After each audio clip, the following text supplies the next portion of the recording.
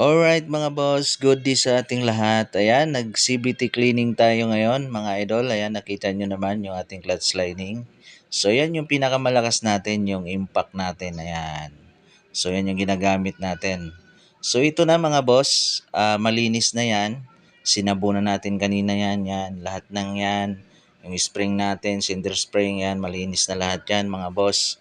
So sure lang natin na yung dapat grasahan dyan sa mga part na kailangan lagyan ng grasa. So wag natin kalimutan mga boss, o maglagay tayo ng grasa. At ito yung ating bula mga boss.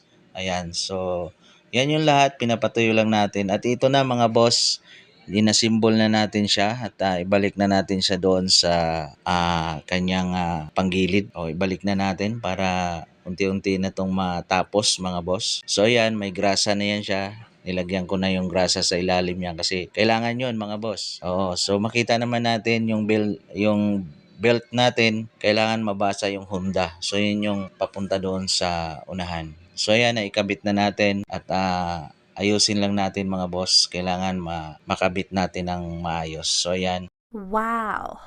So ganun lang kasimple magkabit mga boss. Oo, alam ko naman na napakarami ng mga video nito. So ito na, nakabit na natin yung clutch bell natin. At sa paghigpit pala, mga boss, kailangan tatlong ano lang. So yun lang mga boss, nakita nyo naman, hindi mapagpag yung belt natin. So yun lang mga boss, maraming salamat.